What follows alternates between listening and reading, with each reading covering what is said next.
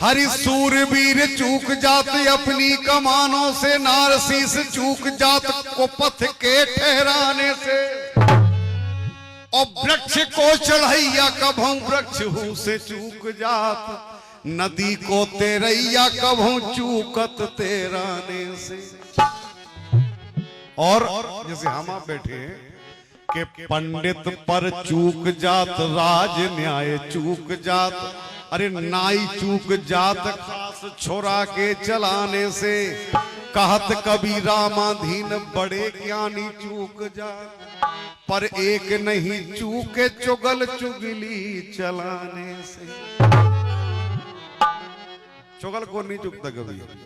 और उसने ऐसी बात कह दी जुझार सिंह से कि महाराज तुम तो यहाँ वहां घूमते रहते हो, तुम्हारे छोटे भाई हरदौल और तुम्हारी पत्नी महारानी चंपावती के बीच में ना जाने क्या क्या गोल खेलते हैं। तो जुझार सिंह महाराज ओरछा के राजा थे, उन्होंने कहा कि हिदायत खान तुम ऐसी बात क्यों कर रहे हो, तुम्हारे पास कोई सबूत है? बोला हाँ महाराज है। क्या है? कि ना मानो तो महलन में तुम जइयो चुप्पी सादे, और जो कटार दैती धरबे हरदौल कमर में बांधे। आप जाइए, और आपने जो तलवार महाराज जुझार सिंह ने जो तलवार लाला हरदौल को दी थी, हरदौल को नहीं महारानी चंपावती को, अपनी पत्नी को, वो लाला हरदौल के पास में कैसे पहुंच गई? बस इतनी सबूत तो काफी है आपके लिए।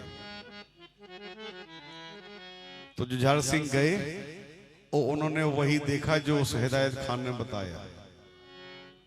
तो इतना क्रोध भड़ा उठा भीतर से कि कुछ सोचा ना कुछ समझा, सीधा निर्णय ले लिया।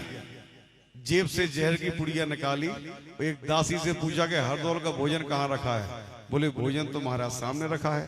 और जैसे ही भोजन देखा, उस भोजन में महाराज जुझार सिंह ने अपने छोटे भाई हरदौल के भोजन में अपने हाथ से जहर मिलाने लगे। महारानी चंपावती ने कहा कि आप क्या कर रहे हो, ये हरदौल का भोजन है, इसमें जहर मिला रहे हो? बोले ये हरदौल का भोजन है इसीलिए तो जहर मिला रहा हूं। तो बोली महाराज मिला दो, लेकिन कारण बताएंगे आप? महाराज जुझार सिंह ने कहा कि कुल में दाग लगा दो तुमने, ऐसी तुम महारानी। और भोजन में जहर मिला दिया। तो महारानी चंपावती ने कहा कि महाराज आप इस बात से बिल्कुल निश्चिंत रहिए कि महारानी चंपावती के होते हुए ओरछा के पवित्र कुल में दाग कभी नहीं लग पाएगा। मिलाइए आप जहर, मैं खिलाऊंगी भोजन हरदौल को। लेकिन एक श्राप दे दी महारानी चंपावती ने, बोली कि अबेलो पुंदेलो का नाम जगत में फैलो हतो तमाम, आज से हो जे हो बदनाम। अरे क्या मत मारी करतार, तुम छोटे भैये जहर दिला रहे, आज मेरे भरतार रोए रही रानी है, टेक मन ठानी है, रोए रही रानी है, टेक मन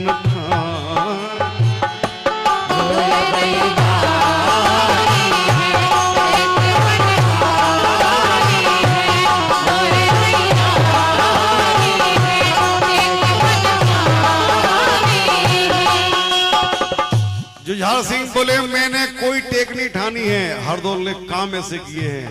महारानी बोली पागल हो गए हो तुम, क्यों? कि चुगलन ने चुगली कर कर के कर दो दिल काला, सो कहते हो हरदौल लला खा देव जहर प्याला।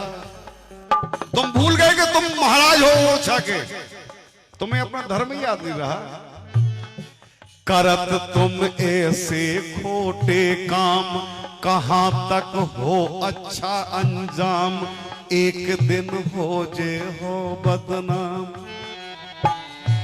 अरे क्या रूठ गया करतार, और जे छोटे भैये जहर दिला रहे आज मेरे भरतार रोए रही रानी है टेक मन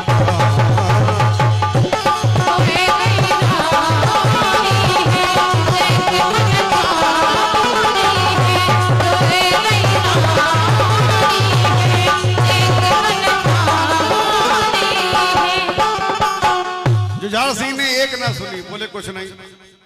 जहर मिलाया, दासी को बुलाया, रानी तो गिर गई बेहोश हो के। बोले जब ये होश में आ जाए तो इससे कहना महारानी से कि ये भोजन हरदौल को खिला दे, यही आदेश है महाराज ओरछा का। रानी होश में आई, थोड़ी देर बाद हरदौल आए। हरदौल चिल्लाने लगे कि भाभी हमें भूख लगी है, खाना दे दो। तो उसने महारानी चंपावती ने लाला हरदौल का हाथ पकड़ा और भगवान राम के सामने बैठा दिया मंदिर में और बोली कि कालकूट बिस्कूट हलाहल भर दो है प्याला, अरे थाली परस दई आगे खा कहे जेऊ लाला। थाली खिसका दी ऐसी, बोली महाराज लो बेटा खाओ खाना हरदौल। और जब रोने लगी तो भाभी को रोते देखा हरदौल ने, तो हरदौल बोली भाभी आप रो रही हो, हम भोजन करें, ऐसे हो सकता है क्या? क्यों रो रही हो? कालकूट बिस्कूट हलाहल भर दो है प्याला, थाली परस दई आगे खा कहे जेऊ लाला। रो इसलिए रही हूं बेटा कि जो ये पकवान बनायो है जहर सब में मिलवाओ है, जो लाला थार जो आओ है। बनाया मैंने है, जहर तुम्हारे भैया ने मिला दिया।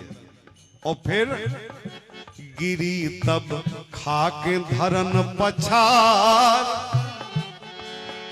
सो थाल छोड़ लाला भोजी से बोले वचन उचार, रोए रही रानी है टेक मन ठान।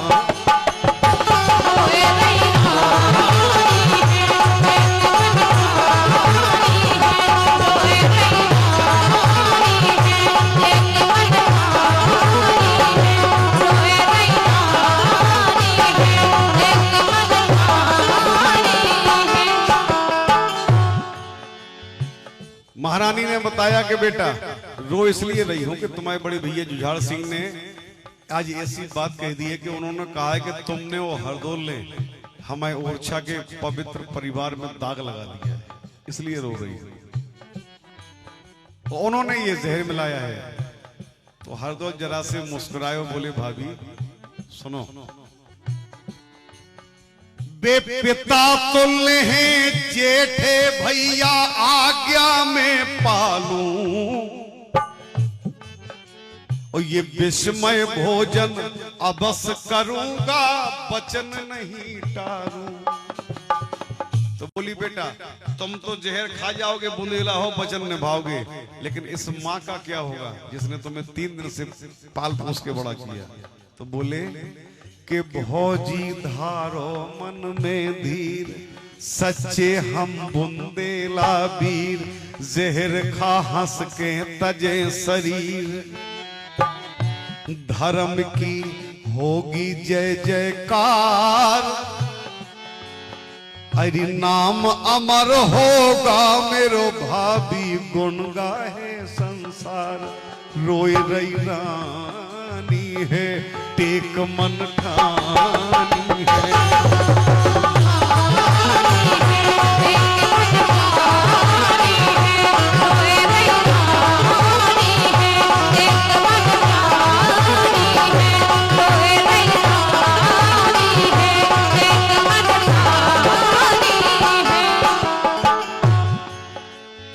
हट की एक न मानी लाला, मर के भी जी गो, बोबा को वीर बुंदेला हंस हरदौल जहर पी गो। भाभी रोकती रही लेकिन हरदौल ने एक न मानी। बहुत रोका, बहुत चिल्लाई, सर पीटा भाभी ने, कसम दे दी अपनी पूरे परिवार की, भगवान राम की। बोले नहीं आज मैं कुछ नहीं मानूंगा भाभी, क्योंकि आदेश है मेरे पिता का, मेरे बड़े भाई का।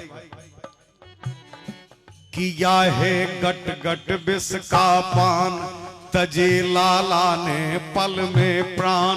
ये चंचल गाथा बनी महान, ओ महलन मच गौ हाहाकार। अरि नगर और छाके नर नारी, रोवे आंसू डार, रोए रही रानी है। यहां बात खत्म हो गई।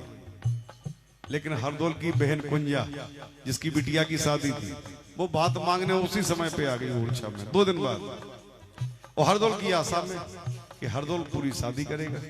हरदौल के कक्ष में गई, वहां हरदौल नहीं मिला तो भाभी के पास गई। भाभी से पूछा कि भैया कहाँ है? तो बोली भैया का तुम्हें पता नहीं है, भैया तो खत्म हो गए तुम्हारे। बड़े भैया ने छोटे भैया को जहर दिलवा दिया और मार दिया। बोली बड़े भैया ने जो नहीं सोची कि गरीब को ब्याह कैसे होगा। अब बड़े भाई के पास तो मैं जा नहीं सकती, तो हरदौल के चबूतरे पे गई और पूरी श्रद्धा और पूरी मन से चिल्लानी वो विधवा बहन। का चिल्लानी कि पीले चावल धरे चौतरा पे असुआ डारे।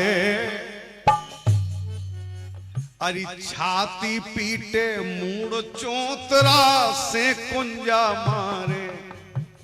अपना सर पटका उसने चबूतरे पे, इतना पटका कि चौतरा अंदर भई बानी। बहन कुंजा क्यों घबरानी, न पर है तो हाँ है रानी। अरे कुंजा मन धीरज धार। तो बाबूली भैया धीरज कैसे रखे, हमारे घर में 1 रुपया नहीं है, एक अन्न का दाना नहीं है, लड़की की शादी है, तुमने कहा था कि हम करेंगे और तुम तो स्वर्ग चले गए, अब कौन करेगा शादी? तो हरदौल की आत्मा बोलती है कि अरे कुंजा मन धीरज धार। घबराओ नहीं कुंजा, तुम न्योते पठवा दैयो जितने हो बे रिश्तेदार। ऐसी शादी नहीं होगी, धूमधाम से होगी। तो बोली करेगा कौन? बोले मैं न्योते आऊंगा, मैं चीकट लाऊंगा, मैं न्योते आऊंगा।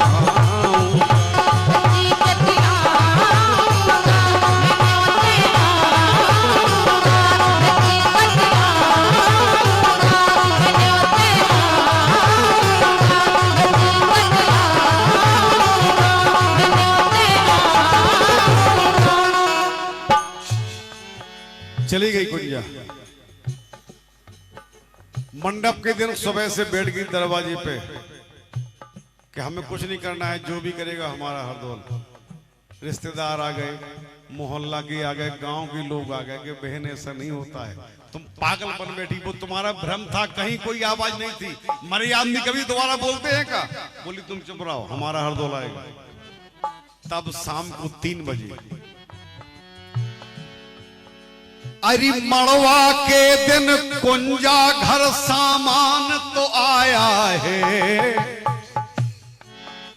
पर लाने वाला लेकिन कोई नजर न आया है। सब देखना, सब देखते रह गए। का कि चलो आ रहो छिकरम सामान, नजर नया बे गाड़ी बान, सबको रहो अचंभो मान। और सब ले आए हरदौल। का ले आए कि ले आए चाउर कनक और दाल। अरे दांत उंगलियां देखे रे गए रिश्ते नातेदार। ये चीकट लाया है, ये न्योते आया है। जो मजाक खिलाने बैठे थे, हंसी खिलाने उस गरीब की, उन्होंने देखा कि यार ये तो वास्तव में आ गया, सब लाया है। ओरछा के इतिहास में एक बात हमेशा बताई जाती है कि लाला हरदौल ने इतने तन मन धन के साथ भानेजन की शादी करी कि कच्ची पंगत होती थी, और उस कच्ची पंगत में जब उन्होंने अपने हाथ से घी परसा लाला हरदोल ने, तो 2 हाथ दिखाने और लोटा दिखानो और घी गिरफ दिखानो। किसने परसा? आज तक नहीं दिखाई। पंगत में जब घी परस में लोटा हाथ दिखावे, नर नारी सब लखे मगर हरदोल नजर न आए। आखिरी बात बोले कि दूल्हा राजा टेक ठानी ना भोजन पाऊंगा, अरे मां मानेंगे ना देहे ना मैं कौर उठाऊंगा। तो कुंजा ने समझाया कि बेटा मामा नहीं आने वाले तुम्हें नेक देने को। बहुत बहुत धन्यवाद, बहुत बहुत शुक्रिया, तालियां बजा दें।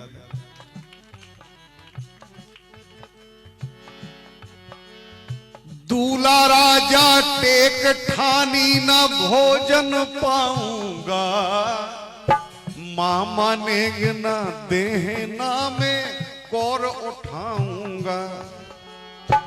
तो धरो कुंजा ने अपनों को, इसलिए कॉल रखो कि हरदोल तुम्हारी वजह से पूरी शादी हो गई और धूमधाम से हो गई। अब अगर जरा सी बात में तुम पीछे हो गए तो ये बना हुआ खेल बिगड़ जाएगा, इसलिए तुम्हें तो आना पड़ेगा। तो धरो कुंजा ने अपनों कोल, कहां गए हो भैया हरदोल, प्रकट हो गए चंचल हरदोल और रे गए चरणन माथो डार। अरे 5 गांव तय तुरंत नेग में हो गई जय जयकार। बुची कटलाया है उन्यों ते आ